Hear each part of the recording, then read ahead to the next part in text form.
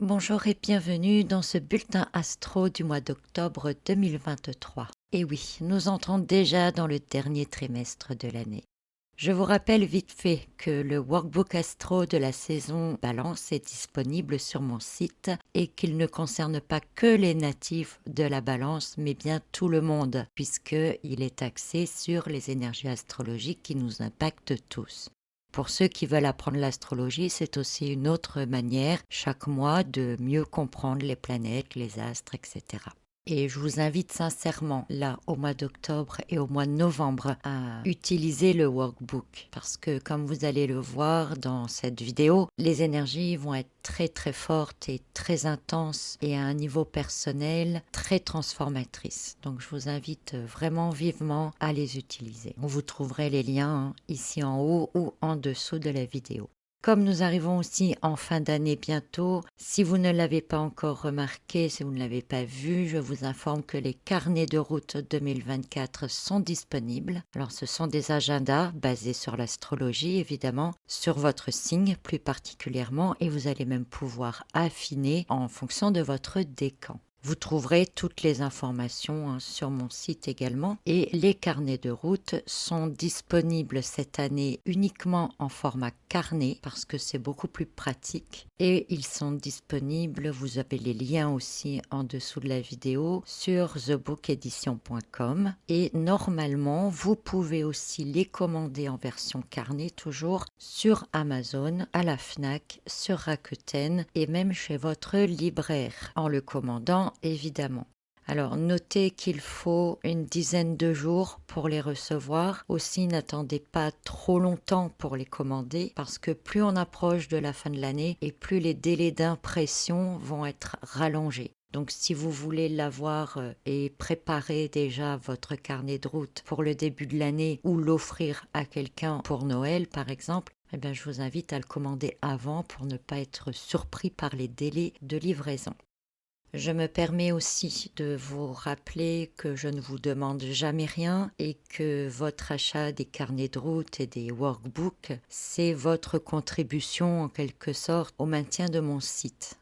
Donc ça me permet de payer l'hébergement de mon site avec toutes les infos que vous pouvez y trouver de manière gratuite tout au long de l'année. Voilà, sans ça, en fait, je ne pourrais plus mettre mon site en ligne. Donc ce serait un peu dommage puisqu'il a plus de 500 articles quand même et que l'on approche de la centaine d'épisodes de podcast. Voilà, eh bien, entrons dans le vif du sujet maintenant, le vif du sujet de cette vidéo qui sont les énergies de ce mois d'octobre. Un bulletin astro que j'ai intitulé Place à l'ombre et vous allez comprendre évidemment pourquoi tout au long de la vidéo.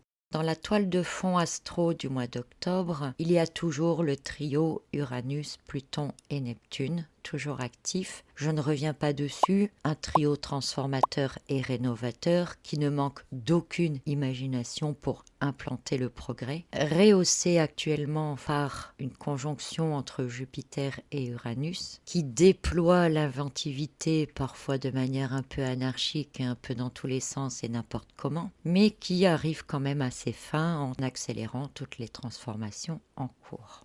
Alors cette toile de fond, c'est vrai qu'elle ne varie pas beaucoup, mais il y a deux événements importants au cours de ce mois qui vont marquer les prochains mois. Donc c'est important d'en parler. Il y a Lilith qui entre dans le signe de la Vierge au début du mois et Pluton qui va reprendre sa marche directe le 12 octobre. L'acteur principal de ce mois d'octobre, ça va être Mars. Il jouera encore un rôle important aussi au mois de novembre. Nous en reparlerons évidemment dans le prochain bulletin astro. Alors par rapport à l'entrée de Lilith en Vierge et de la reprise en marche directe de Pluton en Capricorne, j'ai déjà préparé les épisodes de podcast, ils sont programmés, vous les aurez au moment venu et je vous invite fortement évidemment à les écouter pour bien comprendre leur énergie puisque ça va agir sur plusieurs mois. Je vais vous en parler évidemment brièvement ici. La reprise directe de Pluton en Capricorne, elle va durer 3 mois avant que Pluton ne revienne dans le Verseau. Je rappelle que Pluton a fait une première incursion dans le signe du Verseau en début d'année. Alors je sais, vous allez me dire que Pluton va revenir en Capricorne en 2024. C'est vrai, ce sera au moment de la rentrée 2024. Mais pour une très très courte durée. Ici, Pluton est revenu en Capricorne, il y a fait sa rétrogradation et maintenant pendant 3 mois, il est en marche avant en Capricorne et on peut dire qu'il va préparer en quelque sorte son entrée en Verseau. Pluton, c'est l'astre des transformations et on le définit comme celui qui détruit ce qui est pour laisser la place à l'implantation de choses nouvelles. En général, sa rétrogradation, elle peut être considérée comme un temps d'intégration, si on peut dire comme ça, pour accepter, c'est pareil, c'est peut-être pas le bon mot, mais pour accepter ce qui n'est plus ou comprendre ce qui doit encore être changé. Et quand Pluton reprend sa marche avant, il vient enlever ce qui reste, qui ne sert plus ou qui n'est plus adapté, et en même temps, il enlève encore d'autres choses que nous intégrerons dans sa prochaine rétrogradation. J'espère que vous me suivez. Pluton est en Capricorne et comme nous l'avons vu au cours des 20 dernières années, il s'est attaqué à l'environnement, la destruction et la transformation des terres, des lois et des règles, des institutions, des carrières, etc. En Verseau, dans lequel il va s'installer prochainement, Pluton va poursuivre ses actions dans le milieu social. Donc le monde devra s'adapter aux nouvelles technologies, aux nouvelles règles sociales, intégrer les autres cultures, etc. Donc pour arriver à ça, Pluton doit maintenant, pendant les 3 mois à venir, continuer d'enlever tout ce qui pourrait l'empêcher d'aller plus loin au niveau social, entre guillemets, et ses actions en Capricorne vont donc s'accélérer, puisqu'il reste que 3 mois, pour détruire encore ce qui reste de l'ancien monde. Pas tout, évidemment, mais disons que tout ce qu'il va détruire maintenant permettra quelque part de justifier les transformations sociales qui commenceront à se mettre en place dès l'année prochaine. Donc ça va aller vite parce qu'il reste que 3 mois pour Pluton pour agir. Et derrière, il a les énergies d'Uranus et de Jupiter qui boostent son activité, qui lui permettent d'agir dans plusieurs directions à la fois, à tous les niveaux, et les énergies de Neptune qui lui permettent d'aller vraiment dans la profondeur des choses. C'est très important donc de comprendre ça. Donc Pluton va reprendre sa marche directe là le 11-12 octobre. Et puis, comme je vous le disais, on a aussi Lilith qui entre dans le signe de la Vierge. Lilith, elle change de signe tous les 9 mois environ. Et elle était entrée en Lion en janvier donc de cette année. Quelques jours après son entrée en Vierge, ici, elle va être rejointe d'ailleurs par Vénus qui entre en Vierge aussi. Alors Lilith, ce n'est pas un astre comme la Lune ou Vénus, c'est un point fictif. Mais l'énergie est là, son énergie est là, dans l'ombre. Et Lilith, son rôle, c'est un peu de nous placer face à ce que nous refoulons, à ce que nous évitons, à tout ce que l'on ne veut pas voir ou tout ce que nous utilisons mal aussi. Et Lilith en Vierge, eh bien, elle va nous mettre face à tout ce que le signe de la Vierge redoute. Alors, le but à un niveau personnel, c'est que nous puissions travailler dessus, que nous puissions évoluer dans ces schémas, dans ces comportements. Et vous comprendrez mieux avec l'épisode de podcast que je vous ai enregistré sur Lilith en Vierge. Retenons qu'elle va agir principalement sur les sujets liés à la Vierge, c'est-à-dire notre santé, notre bien-être, notre responsabilité ou notre manque de responsabilité, notre individualisme, notre foyer, nos méthodes de travail, notre organisation, etc. Elle entre dans un signe de terre et c'est un signe qui est en lien avec tout ce qui touche la vie quotidienne. Et en parallèle, Pluton, lui, va accélérer la destruction de tout ce qui touche à notre réalité, notre vie quotidienne. Alors ensemble, Pluton et Lilith sont tous les deux dans des signes qu'on pourrait considérer un peu comme froids, même si la Vierge, elle n'est pas forcément froide, mais elle est quand même plus réservée. Le Capricorne, c'est le premier signe de l'hiver qui est considéré comme froid aussi, comme enfermé quelque part dans une sorte de carapace. Et ce sont aussi 2 signes de terre, donc des signes concrets liés à la réalité. Pluton transforme, Lilith accuse, et les deux pourraient nous faire vivre au cours des prochaines semaines, des prochains mois même, puisque là on parle quand même sur des choses de plus long terme, des événements majeurs qui pourraient chambouler notre quotidien, notre sécurité, nos manières de réfléchir, d'agir, nos obligations, etc. Donc ça, c'est pour les changements majeurs que nous allons observer, je dirais, dans la toile de fond, qui est très transformatrice et très rénovatrice, je le rappelle, avec Uranus et Jupiter qui sont en trigone ici avec Pluton. Et l'acteur majeur de ce mois d'octobre, ça va donc être Mars. Pourquoi? Parce que Mars, au cours de ce mois d'octobre, va entrer dans le signe énigmatique et mystérieux du Scorpion, dont il est maître avec Pluton. Il sera en carré avec Pluton. Il va former un sextile avec Vénus. Il sera en trigone avec Saturne. Il sera aussi en sextile avec Lilith. Et il va s'opposer à Jupiter. Donc c'est vraiment l'élément majeur de ce mois d'octobre. Alors, Mars et le Scorpion. Avant la découverte de Pluton, c'était Mars qui était considéré comme maître du Scorpion en astrologie. On lui attribue encore ce rôle d'ailleurs aujourd'hui aussi. Mars est défini comme un conquérant, innovateur, impulsif. Il est l'énergie vitale, il est l'action, il est le générateur des actions concrètes. Le signe du Scorpion, lui, est associé à l'inconscient, à la conscience aussi, aux profondeurs. C'est un signe de détermination, de persévérance sans faille et aussi d'une sensibilité émotionnelle intense. Et tout cela est rehaussé lorsque Mars transite ce signe, évidemment. Alors Mars, en Scorpion, il développe la perspicacité, la force de volonté, il active la capacité de régénération du Scorpion aussi. Et dans son sens négatif, il peut aussi augmenter la rancune, l'esprit de vengeance, etc. Mars en Scorpion, il faut retenir qu'il ne recule devant rien. Il est décisif, il est tranchant, il avance pour réaliser de manière concrète les transformations nécessaires à l'évolution future. Lors de son entrée dans ce signe, Mars est en carré avec Pluton, qui est l'autre maître de ce signe. Imaginez 2 personnes colocataires, on va dire, d'une maison qui se trouvent en conflit, en sachant que l'un est un guerrier qui n'hésite pas à aller dans le conflit, à régler les choses de manière claire, et que l'autre aime bien mettre les choses au clair, les points sur les i, etc.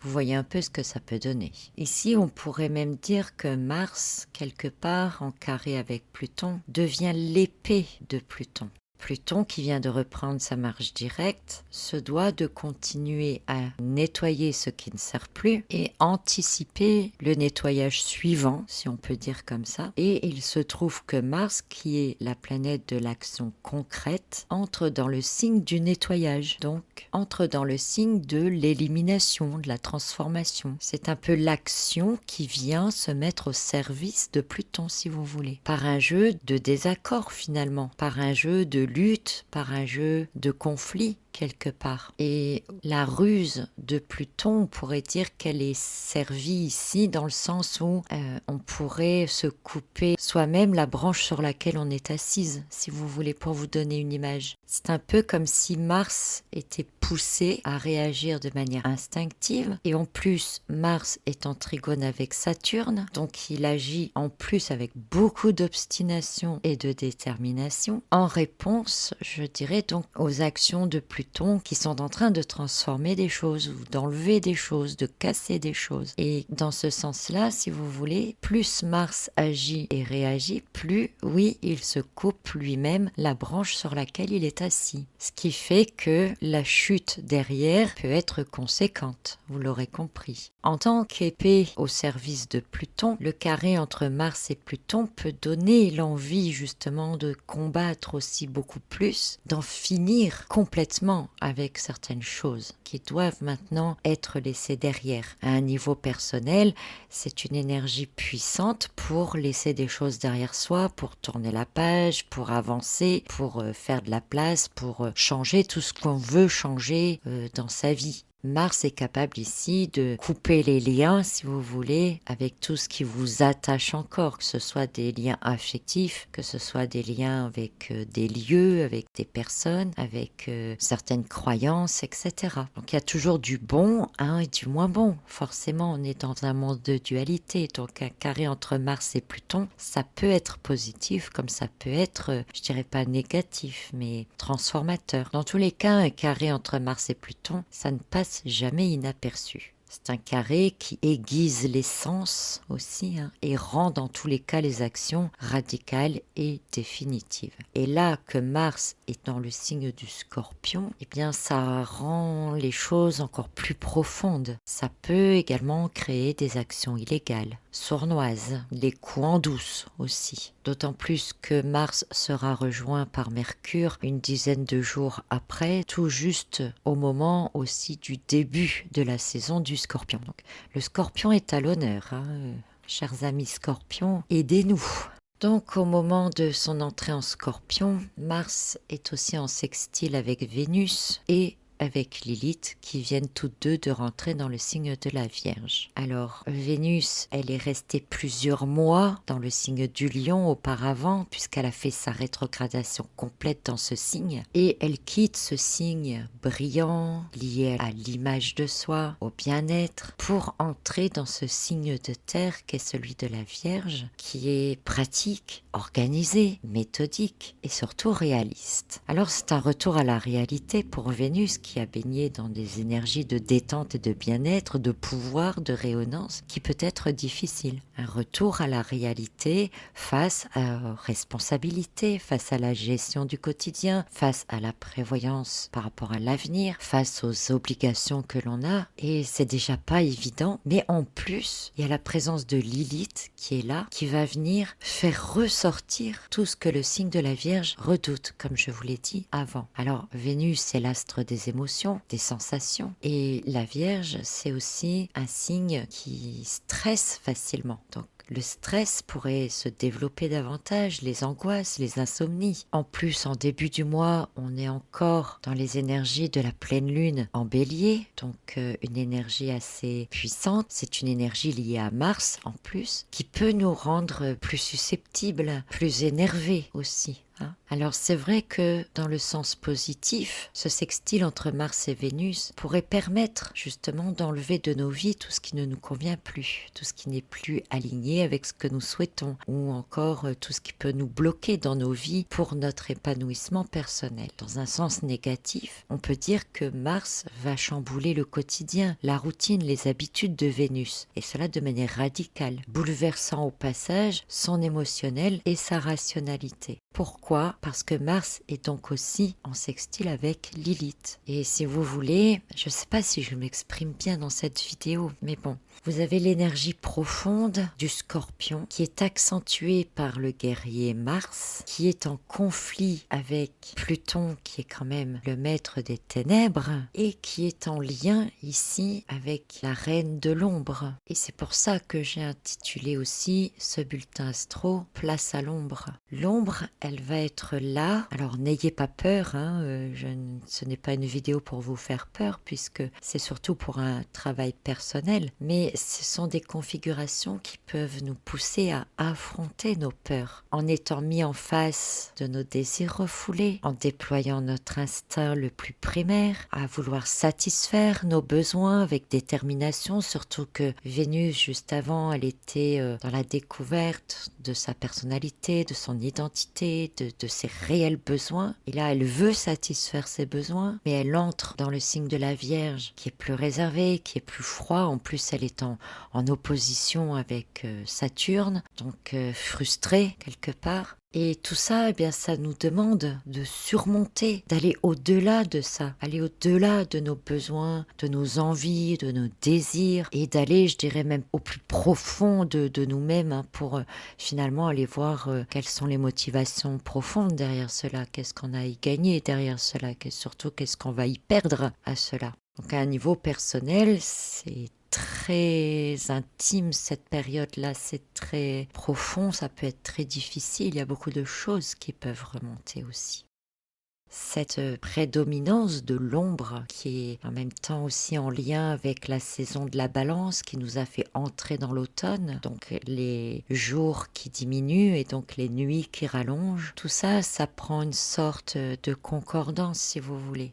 Donc oui, on peut dire que l'ombre prend de la place, là, à ce moment-là. C'est, comme je vous le disais, le signe du Scorpion, là, il est vraiment mis en avant. En plus, au cours du mois, on entrera dans le signe du Scorpion, dans la saison du Scorpion. Concrètement, ça pourrait être un événement important qui se produit et qui pourrait rendre réelles nos inquiétudes, pourquoi pas. Et l'opposition d'ailleurs de Mars avec Jupiter pourrait rendre cet événement plus flagrant, poussant Mars à aller encore plus loin, céder à ses pulsions, je dirais quelque part, à accélérer les actions aussi, tout en rendant les choses plus difficiles.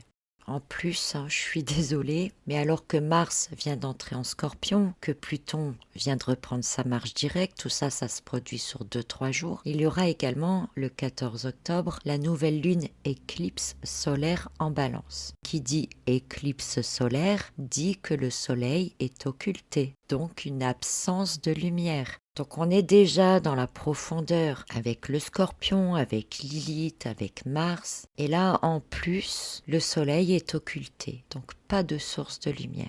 Absence de lumière égale obscurité. Et cette éclipse de soleil se produit en conjonction avec le nœud sud qui est actuellement en Balance et en opposition à Chiron et en carré à Pluton. Donc c'est pas non plus n'importe quelle éclipse de soleil. Le nœud sud, c'est ce que nous devons laisser derrière nous. C'est un peu comme si vous éteignez la lumière, vous laissez ce qu'il y a là et vous allez faire autre chose. On baisse le rideau, si vous voulez, pour aller de l'avant, comme une coupure, un détachement de quelque chose. Alors, prenez ça comme ça vous parle. Là, c'est autre chose qui est en train de parler. Et cette éclipse de soleil, elle est donc en Balance. Elle nous demande d'aller retrouver l'équilibre, d'aller retrouver notre place, d'affirmer notre propre personnalité, puisque le but est d'aller vers le nœud nord qui est donc en Bélier. Bélier, signe dont Mars est le maître. Donc en fait, qu'est-ce qu'on nous demande là, je dirais, à un niveau spirituel, c'est vraiment d'aller plonger au plus profond de l'âme. Aller vraiment chercher au fond de soi. Je parlais du Graal dans une autre vidéo, c'était dans un épisode de podcast. C'est tout à fait ça en fait. Alors je sais plus dans quel épisode c'est d'ailleurs peut-être un épisode qui n'est pas encore sorti. Mais c'est tout à fait ça, c'est le guerrier Mars qui va vraiment plonger dans l'obscurité pour aller faire rejaillir le bélier, son signe de l'élément feu, dans toute son authenticité. Donc ça c'est pour un niveau personnel, je suis désolée, je m'égare, mais à un niveau plus général, c'est vraiment quelque chose qui va jaillir de tout ça, comme quelque chose de soudain, qui fera une coupure avec